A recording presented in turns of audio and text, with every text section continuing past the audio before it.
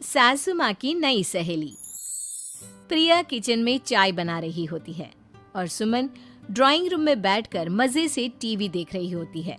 तभी दरवाजे की घंटी बजती है। प्रिया, जरा देखना तो कौन आया है। देखती हूँ मम्मी जी। प्रिया दरवाजा खोलती है तो सामने पड़ोस वाली विमला आंटी खड़ी होती है। नमस्ते आंटी जी, कैसी हैं आप? मैं तो बिल्कुल ठीक हूँ बेटा, पर तेरी सास को क्या हुआ है? आजकल कहीं दिखती ही नहीं है। जब देखो तब टीवी के आगे जमी रहती है। अंदर तो आइए आंटी।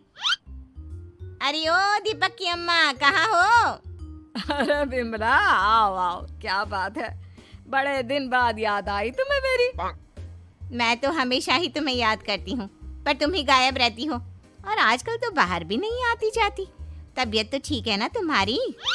अरे तबीयत को क्या होना है, इस उम्र में तो कुछ ना कुछ लगा ही रहता है। मेरी छोड़ो, तुम ये बताओ कि क्या चल रहा है गली मोहल्ले में। तुम गली मोहल्ले की छोड़ो, चल तो तुम्हारे पड़ोस में रहा है। तुम्हारी नई सहेली आई है। मेरी कौन सी नई सहेली? मैं तो यहाँ बस तुमसे बातचीत कर लेती हूँ या फिर बाजू वाली शर्मा की बहू से दो चार बातें कर लेती हूँ। इसीलिए तो कहा कि तेरी नई सहेली आई है। अब कोई पड़ोस में आया है तो बात तो होनी ही है। कम से कम इसी बहाने हमारा भी एक ग्रुप बन जाएगा। फिर सब मिलकर अपनी बहुओं की शिकायतें किया करेंगे। दोनों हंसने लगते हैं। तभी प्रिया चाय लेकर आती है और सामने टेबल पर रख देती है। दोनों चाय पीती हैं और बातें करते हैं। चलो मैं चलती हूँ, अब कल मिलते हैं। राम राम। अगले दिन प्रिया किचन में कुछ काम कर रही होती है और सुमन आराम से सोफे पर बैठकर मटर छिल रही होती है। तभी डोरबेल बजती है। प्रिया दरवाजा खोलती है तो सामने उनकी नई पड़ोसन खड़ी होती है। जी, आप कौन? मैंने पहचाना नहीं। नमस्ते बेटा, मैं शारदा, आपके बगल वाले घर में अभी 2-4 दिन पहले ही शिफ्ट हुए हैं। ओह अच्छा अच्छा अच्छा, नमस्ते आंटी, अंदर आइए ना आप। देखिए तो मम्मी जी, आज कौन आया है। इतना कहकर प्रिया किचन में चाय बनाने चली जाती है। नई पड़ोसन को घर पे देखकर सुमन थोड़ा हैरान हो जाती है। नमस्ते बहन जी, मैं शारदा, आपकी नई पड़ोसन। अच्छा अच्छा, आप हैं हमारी नई पड़ोसन। आइए आइए, और बताइए कैसी हैं आप? जी बिल्कुल ठीक हूँ। वो दरअसल घर पर छोटी सी पूजा रखवाई थी, बस उसी का प्रसाद देने चली आई। सोचा इसी बहाने नए पड़ोसियों से भी मुलाकात हो जाएगी। ये तो बहुत अच्छा सोचा आपने। सुमन प्रिया को आवाज लगाती है। अरे ओ बहू, जरा चाय पानी का तो आके पूछ लो। ये आजकल की बहुएं भी ना, जब तक बोलो नहीं तब तक कुछ नहीं करेंगी। आई मम्मी जी। प्रिया चाय लेकर आती है। दोनों बैठकर चाय पीती हैं और खूब सारी बातें करती हैं। अच्छा बहन जी, अब मैं चलती हूँ, फिर मिलते हैं। अब तो आना जाना लगा ही रहेगा। शारदा के जाने के बाद प्रिया किचन से बाहर आती है। क्या बात है मम्मी जी, आप दोनों को देखकर तो लगा ही नहीं कि पहली बार मिल रही हो। आप दोनों तो बिल्कुल बिछड़ी हुई सहेलियों की तरह बातें कर रही थी। अरे जब दो औरतें मिल जाती है ना, तो बातें अपने आप ही निकल आती है। अब तू अपने काम पर ध्यान दे, बातों पे नहीं। ऐसे ही कुछ दिन बीत जाते हैं। अब सुमन और शारदा अच्छी सहेलियां बन गई होती हैं। दोनों एक साथ मंदिर जाती, मार्केट जाती और कभी कभी तो विमला भी इनके साथ मिलकर खूब हंसी ठिठोली करती। एक शाम तीनों बैठकर सुमन के घर पर चाय पी रही होती हैं कि तभी बहुत तेज बारिश शुरू हो जाती है।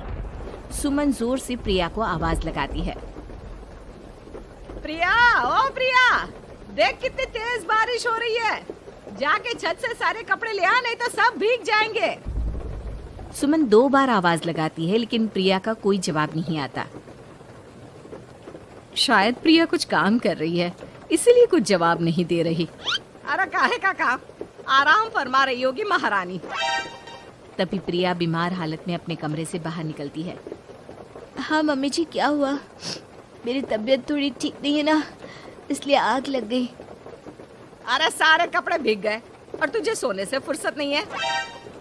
सबके सामने सुमन के मुंह से ऐसी बातें सुनकर प्रिया उदास हो जाती है और छत से कपड़े उतारने चली जाती है। सुमन, ये क्या बात हुई?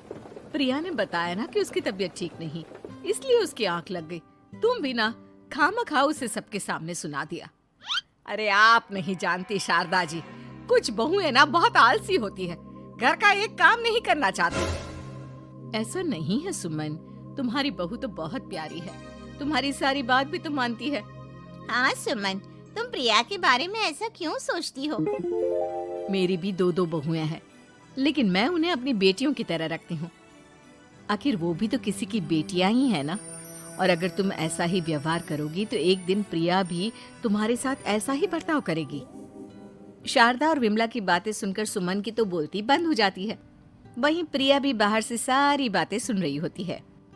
अरे मैं कोई उसकी दुश्मन थोड़ी ना हूँ, मैं भी उसकी माँ हूँ, लेकिन कभी कभी सास बनना पड़ता है, नहीं तो बहुएं हाथ से निकल जाती है। देखो सुमन, ये सब सोच का फर्क है। अगर तुम ये सोचोगी तो कभी प्रिया को अपनी बेटी नहीं बना पाओगी। इतना कहकर शारदा और विमला वहां से चली जाती हैं और सुमन अकेले बैठकर उनकी बातें सोचने लगती है। अगले दिन प्रिया और दीपक अपने कमरे में बैठकर बात कर रहे होते हैं और सुमन उनके कमरे के बाहर कुछ काम कर रही होती है और उन दोनों की बातें सुन लेती है। दीपक, तुम्हें पता है हमारे पड़ोस में जो शारदा आंटी है ना, बहुत अच्छी हैं। अच्छा, ऐसा क्या हो गया जो तुम्हें वो इतनी अच्छी लगने लग गई? कुछ खास नहीं, बस कल जब मम्मी जी मुझे सबके सामने सुना रही थी तो शारदा आंटी ने मेरा साथ दिया। मैं तो सच में हैरान ही रह गई थी जब उन्होंने मम्मी जी को मुझसे ऐसा बर्ताव करने के लिए मना किया। अच्छा, फिर क्या हुआ? होना क्या था, शारदा आंटी तो मम्मी जी को समझा ही रही थी कि बहू को भी बेटी की तरह ही रखना चाहिए, लेकिन मम्मी जी तो मम्मी जी है ना, उन्हें तो मुझ में हमेशा कमी ही दिखती है। काश मुझे भी शारदा आंटी जैसी सास मिली होती जो मुझे भी अपनी बेटी जैसी समझती। सुमन ये सब सुनकर बहुत उदास हो जाती है और वहां से चली जाती है। प्रिया की बातें सुमन के कानों में बार बार गूंज रही थी। उसे बहुत शर्मिंदगी महसूस हो रही थी कि उसने प्रिया के साथ बहुत गलत किया है। अगले दिन सुमन शारदा और विमला को बुलाती है। क्या बात है सुमन, आज तूने ऐसे अचानक क्यों बुलाया? सब ठीक तो है ना? हाँ हाँ, सब ठीक है, तुम दोनों बैठो तो सही। तब तक दीपक और उसके पापा भी आ जाते हैं। प्रिया, तुम भी आ जाओ। क्या हुआ मम्मी जी, आपने बुलाया? हाँ प्रिया बेटा, मैं आज सबके सामने तुमसे माफी मांगना चाहती हूँ। मैंने आज तक तुम्हारे साथ बहुत बुरा व्यवहार किया है, लेकिन तुमने कभी भी मेरे साथ बुरा बर्ताव नहीं किया। मुझे अपनी गलती का एहसास हो गया है, हो सके तो मुझे माफ कर देना। प्रिया अपनी सास की बातें सुनकर हैरान हो जाती है। उसकी आंखों में आंसू आ जाते हैं। प्लीज मम्मी जी, आप मुझसे माफी मत मांगिए, मैं भी आपकी बेटी ही हूँ। वैसे एक थैंक यू तो मेरी नई सहेली को भी बनता है, जिसकी वजह से मुझे मेरी गलती का एहसास हुआ। शारदा बहन, आपका बहुत बहुत शुक्रिया जो आपने मेरी आंखें खोल दी। अरे क्या सुमन, तुम भी ना? तो फिर इसी बात पर चाय और पकोड़े हो जाए? हाँ हाँ, क्यों नहीं।